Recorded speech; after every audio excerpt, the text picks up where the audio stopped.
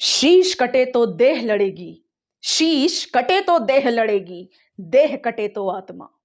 शीश कटे तो देह लड़ेगी, देह कटे तो आत्मा। रोम रोम भारत माता को अर्पण करते आत्मा, रोम रोम भारत माता को अर्पण करते आत्मा। आदरणीय मित्रों प्रणाम, मैं अन्नपूर्णा पवार आहुति। मित्रों, आज एक विशेष प्रयोजन से आप सभी के सम्मुख पुनः उपस्थित हुई हूं। 13 अप्रैल सन 1919 जलियांवाला बाग की वो घटना तो आप सभी को याद ही होगी। भारत के इतिहास का वो काला पन्ना जिसे हम चाहकर भी कभी मिटा नहीं सकते, भूल नहीं सकते। वो दिन जब बर्बरता से बच्चे, बूढ़े, जवानों, औरतों पर निर्ममता से गोलियां चलाई गईं।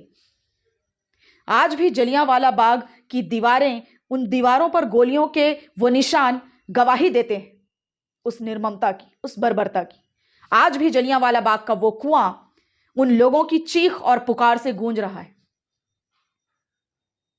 उस जलियांवाला बाग में उस दिन 13 अप्रैल 1919 को एक युवक, 20 वर्षीय युवक भी मौजूद था और उस निर्मम घटना को अपनी आंखों के सामने देखकर वो गोली उसे भी छूकर निकल जाती। उस निर्मम घटना को देखकर बच्चे, बूढ़े, जवानों, कल्पना करें कि एक 6 सप्ताह के बच्चे का भी शव वहां से बरामद होता है। किस प्रकार की निर्मम घटना हुई होगी, किस प्रकार की बर्बरता से गोलियां चलाई गई होंगी। तब उस दिन उस शख्स के भीतर, उस व्यक्ति के भीतर, उस युवक के भीतर सदा सर्वदा के लिए परमानेंटली कोई चेंज आ जाता है, कुछ परिवर्तन हो जाता है। उस युवक का नाम था सरदार ऊधम सिंह। आज आप सभी के सम्मुख सरदार ऊधम सिंह पर एक कविता लेकर उपस्थित हूं।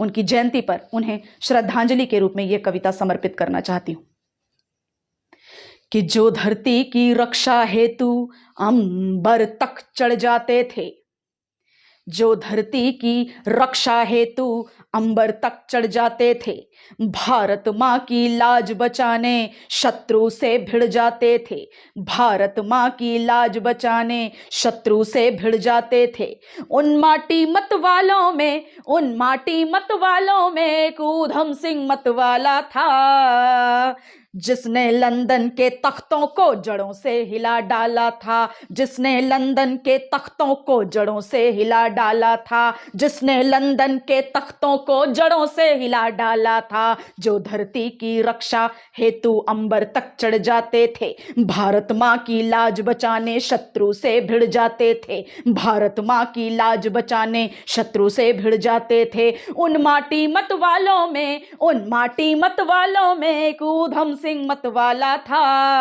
जिसने लंदन के तख्तों को जड़ों से हिला डाला था, जिसने लंदन के तख्तों को जड़ों से हिला डाला था, जिसने लंदन के तख्तों को जड़ों से हिला डाला था। और जलियांवाला बाग जला था और जले शमशान कई, जलियांवाला बाग जला था और जले शमशान कई। बैसाखी के दिन बैसाखी पर आए अरमान कई। बैसाखी का दिन था और बैसाखी के दिन जलियांवाला बाग के भीतर एक मेला था।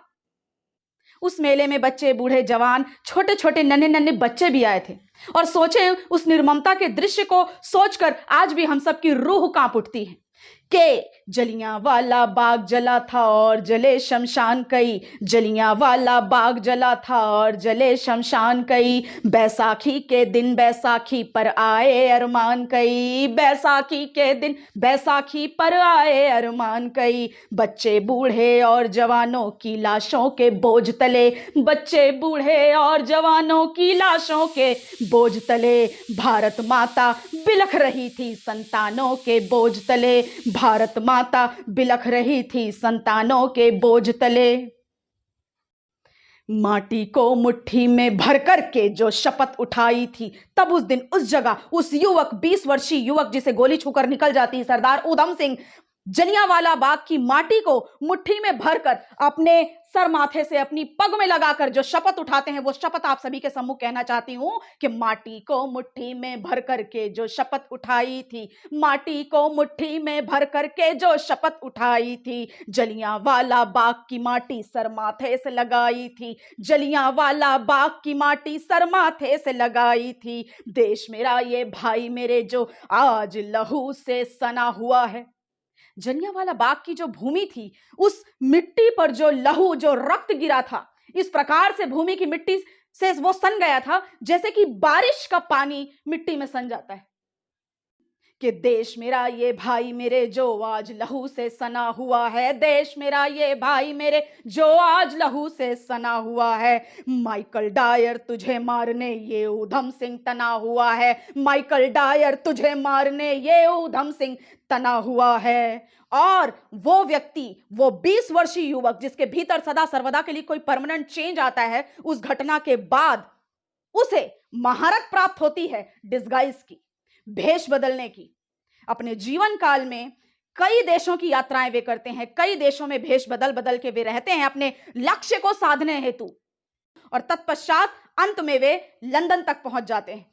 तब आप सभी के सम्मुख पुनः पंक्तियां रखती हूं कि अफ्रीका, नैरोबी, ब्राजील और अमेरिका जा पहुंचे, अफ्रीका, नैरोबी, ब्राजील और अमेरिका जा पहुंचे, लक्ष्य साधने शत्रु भेदने लंदन तक वो जा पहुंचे, लक्ष्य साधने शत्रु भेदने लंदन तक वो जा पहुंचे। और अघड़ने की घोर प्रतीक्षा 21 वर्षों का तप था। औघड़ की संज्ञा देती हूं मैं उन्हें जिन्होंने 21 साल तक इंतजार किया अपनी प्लानिंग को, अपनी योजना को अंजाम देने का।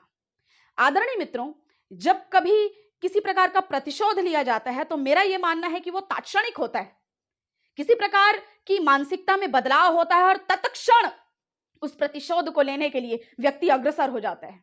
लेकिन जब कभी किसी कार्य को अंजाम देने के लिए 20-20 साल, 21-21 साल तक की प्रतीक्षा की जाए, एक प्लान्ड वे में पूरी तरह से चॉकआउट करके उस कार्य को अंजाम दिया जाए, तब वो प्रतिशोध नहीं रह जाता, वो भारत मां की आरती बन जाती है, वो भारत माता के यज्ञ में आहुति का रूप धारण कर लेती है। पुनः पंक्तियों में लौटाती हूं आप सभी को कि अफ्रीका, नैरोबी, ब्राजील और अमेरिका जा पहुंचे, अफ्रीका, नैरोबी, ब्राजील और अमेरिका जा पहुंचे, लक्ष्य साधने शत्रु भेदने लंदन तक वो जा पहुंचे, लक्ष्य साधने शत्रु भेदने लंदन तक वो जा पहुंचे। और औघड़ने की घोर प्रतीक्षा 21 वर्षों का तप था, औघड़ने की घोर प्रतीक्षा 21 वर्षों का तप था। और 13 मार्च 1940 गजब का किया करतब था, 13 मार्च 1940 गजब का किया करतब था। और अब सुने कि जब बलिवेदी के समान कॉक्सटाउन हॉल सज जाता है, लंदन स्ट्रीट में कॉक्सटाउन हॉल, जहां पर बहुत बड़ी संख्या में बहुत सारे स्पीकर्स मौजूद हैं, उनमें से एक स्पीकर माइकल ओडायर है।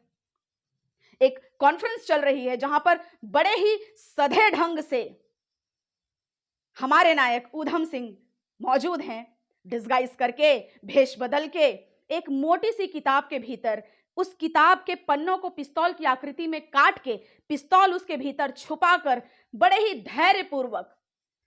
धैर्यपूर्वक माइकल ओ डायर के वक्तव्य के समाप्त होने का इंतजार करते हैं, प्रतीक्षा करते हैं। और उस प्रतीक्षा के पश्चात, उसके वक्तव्य के पश्चात, एक दीवार की आड़ लेकर 2 गोली उसके सीने में दागते हैं। पुनः पंक्तियों में मित्रों आप सभी को लौटाती हूं कि कॉक्सटाउन का हॉल सजा था बलिवेदी के मंदिर सा, कॉक्सटाउन का हॉल सजा था बलिवेदी के मंदिर सा। और यज्ञाहुति देने को सन्नद्ध ऊधम सिंह आ पहुंचा, यज्ञाहुति देने को सन्नद्ध ऊधम सिंह आ पहुंचा। और पिस्तौल चली, गोली निकली, माइकल डायर छलनी छलनी, पिस्तौल चली, गोली निकली, माइकल डायर छलनी छलनी, पिस्तौल चली, गोली निकली, माइकल डायर छलनी छलनी। निडर शेर सिंह खड़ा रहा तब मौत से करने को मंगनी। वो व्यक्ति, वो 20 वर्षीय युवक, पुनः आप सभी को 20 वर्ष पूर्व ले चलती हूं, उस घटना की ओर ले चलती हूं, जलियांवाला बाग की घटना जिस दिन होती है, वो व्यक्ति, वो युवक, वो 20 वर्षीय युवक जिसका नाम ऊधम सिंह है, जिसको उपनाम शेर सिंह से भी जाना जाता था, बचपन में उनका नाम शेर सिंह था, सर्वधर्म संभाव की भावना से जो पूरी तरह से प्रेरित थे, जिन्होंने अपना नाम राम मोहम्मद सिंह आजाद रखा था, उस व्यक्ति के भीतर परमानेंट चेंज आता है, सदा सर्वदा के लिए किसी प्रकार का परिवर्तन आ जाता है। पुनः पंक्तियों पर लौटाती हूं कि कॉक्सटाउन का हॉल सजा था बलिवेदी के मंदिर सा, यज्ञाहुति देने को सन्नद्ध ऊधम सिंह पहुंचा, यज्ञाहुति देने को सन्नद्ध ऊधम सिंह पहुंचा, पिस्तौल चली गोली निकली माइकल डायर छलनी छलनी, पिस्तौल चली गोली निकली माइकल डायर छलनी छलनी, निडर शेर सिंह खड़ा रहा तब मौत से करने को मंगनी, निडर शेर सिंह खड़ा रहा तब मौत से करने को मंगनी। मित्रों, एक व्यक्ति जो 20 साल 21 साल तक भेष बदल के अलग अलग देशों में रह सकता है, अपने लक्ष्य को साध सकता है और अंत में उस कार्य को अंजाम दे सकता है, क्या उस व्यक्ति के लिए इतना ही मुश्किल रहा होगा, इतना ही असंभव सा रहा होगा कि वे उस जगह से, उस व्यक्ति का संहार करने के पश्चात वहां से भाग नहीं सके, वहां से गायब नहीं हो सके? बहुत आसान रहा होगा। फिर भी शेर सिंह वहां खड़े रहते हैं। क्यों खड़े रहते हैं?